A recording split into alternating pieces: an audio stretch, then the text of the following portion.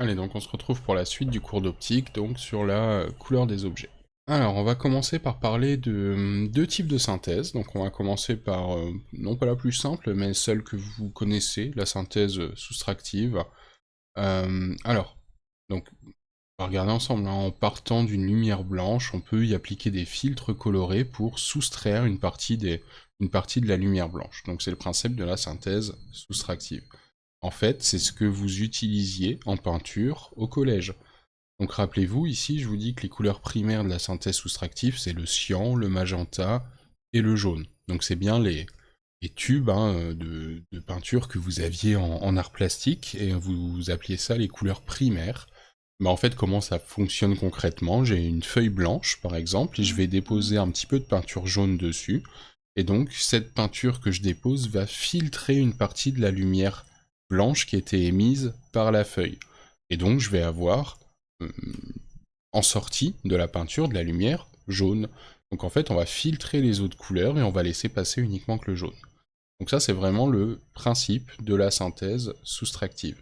Donc si ensuite j'additionne plusieurs couleurs, donc regardez le schéma à droite, hein, comment faut le lire. Imaginons que je prenne de la peinture jaune et de la peinture cyan, que je mélange les deux et que je l'applique sur ma feuille blanche.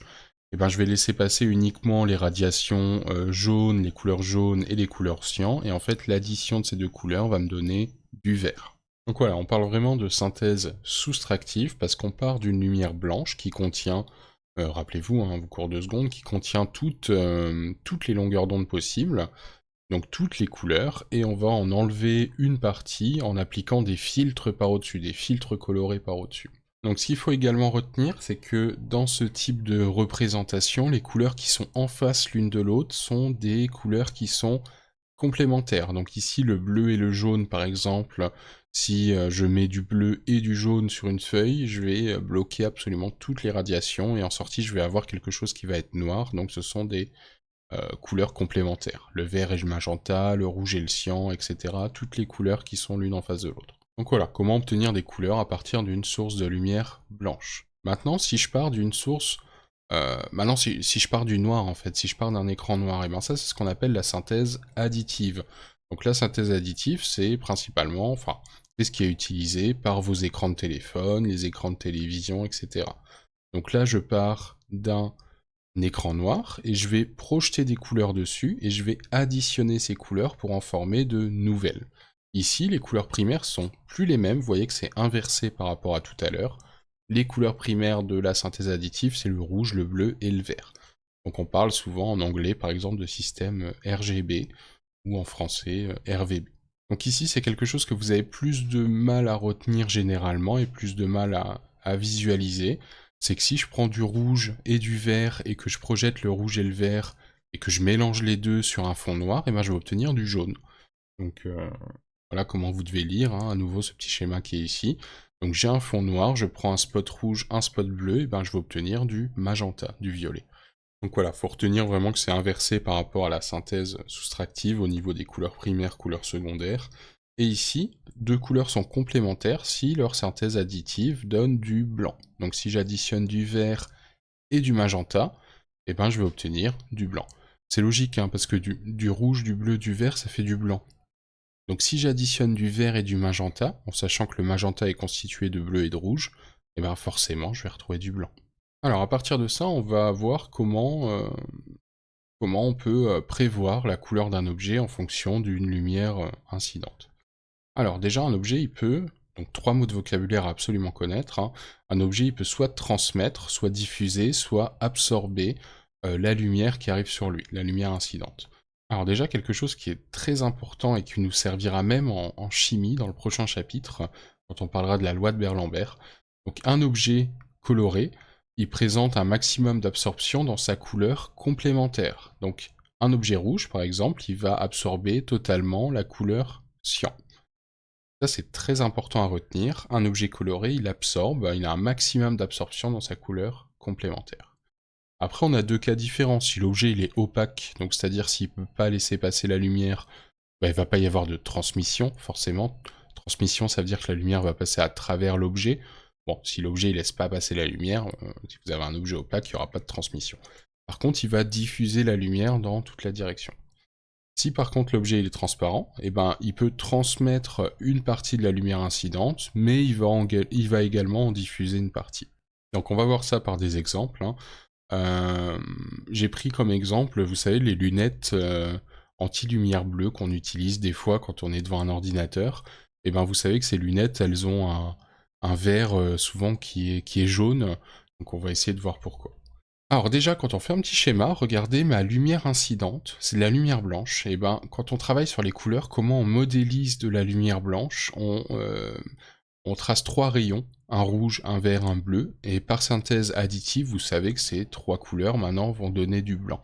Donc si je veux représenter la lumière blanche, je trace mes 3 rayons rouge, vert, bleu, et ça me donne ma lumière blanche. Alors, qu'est-ce que j'ai fait ensuite? Eh ben, on a une paire de lunettes avec des verres jaunes, donc j'ai mis un filtre jaune transparent.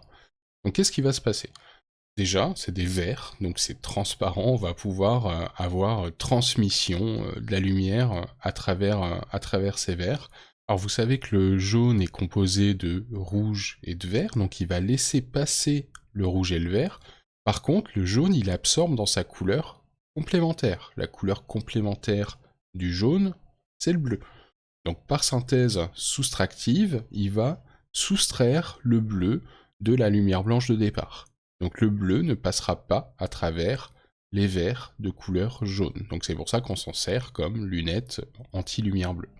Donc ça c'est intéressant déjà parce que vous voyez que la lumière en sortie, elle est uniquement composée de rouge et de vert, donc en fait on a une lumière qui va être jaune en sortie. Bon, il y a quand même une partie de la lumière, alors j'ai pas du tout respecté les angles hein, ici, il faudrait mettre beaucoup plus de rayons parce que la lumière elle est diffusée dans toutes les directions de l'espace. Ici j'en ai mis que 2 pour pas surcharger le schéma. Donc ici on a une partie de la lumière qui est diffusée, c'est logique, hein, si s'il y avait aucune lumière qui était diffusée, vos verres de lunettes vous les verriez pas, ils n'apparaîtraient pas, ils seraient transparents entre guillemets. Donc il y a toujours une partie de la lumière qui est diffusée pour qu'on puisse, ce qui fait qu'on puisse voir l'objet en fait. C'est intéressant, c'est aussi la même chose que vous avez sur vos téléphones si vous vous mettez en mode anti-lumière bleue dans les paramètres du téléphone, mode confort des yeux, des fois ça s'appelle. Et ben en fait on va éteindre les pixels bleus qui constituent l'écran et donc on va avoir une lumière qui est plus jaune que d'habitude. C'est un petit peu le même principe, hein. Alors ça c'était le cas d'un objet transparent. Maintenant si je prends un objet qui est opaque. Donc là j'ai pris un objet rouge, totalement opaque, donc il laisse pas passer la lumière, et il est éclairé en lumière blanche. Donc forcément cet objet qui est rouge, il va absorber dans sa couleur complémentaire. La couleur complémentaire du rouge c'est le cyan. Le cyan il est composé de vert et de bleu. Donc en fait, l'objet, il va totalement absorber les radiations les radiations vertes et les radiations bleues. Et il va uniquement diffuser dans le rouge. Donc regardez, si je dois faire un schéma, là j'ai mis plus de rayons que tout à l'heure pour la diffusion, hein, c'est plus comme ça qu'il faudrait le représenter. Et ben mon objet, il va diffuser de la lumière rouge, donc l'objet, il apparaît comme rouge. Maintenant, si je prends le même objet, mais que je l'éclaire en lumière verte, comment on va l'observer? Eh ben, on sait que cet objet il est rouge, il absorbe le vert. Donc en fait, il va y avoir aucune lumière qui n'est diffusée. Et ben cet objet il va apparaître comme noir. Donc voilà, ces observations, on essaiera de les faire en TP ensemble, mais maintenant vous savez prévoir la couleur d'un objet en fonction de la lumière qui l'éclaire. Alors là, on était vraiment sur le principe de la synthèse soustractive, c'est-à-dire qu'à la base, j'ai une lumière qui est blanche, verte hein, ici, mais je vais en tout cas soustraire des radiations lumineuses à cette couleur de départ. Maintenant, comment fonctionne un écran de téléphone ou un écran d'ordinateur? Eh ben, ou de télé. Hein. Bah, vous avez en fait des pixels, donc un écran est constitué de pixels qui sont eux-mêmes composés de sous-pixels, donc rouge, vert, bleu, les couleurs primaires en fait de la synthèse additive. Et uniquement avec ces 3 couleurs, eh ben, je vais pouvoir recréer l'intégralité du spectre de la lumière blanche. Donc voilà, on regardera vos pixels de téléphone au microscope, et on verra, ça dépend des téléphones. Hein. Les anciens téléphones, c'est plus ce qui est représenté à gauche, et de plus en plus, dans les nouveaux téléphones, avec les écrans OLED, etc., vous avez des trucs qui ressemblent à ce qui est à droite. Mais en tout cas, en fonction des sous-pixels qui sont allumés ou éteints, on va pouvoir recréer toutes les couleurs du spectre du visible. Donc par exemple, si je veux afficher du magenta, et ben je vais allumer les pixels rouges et bleus.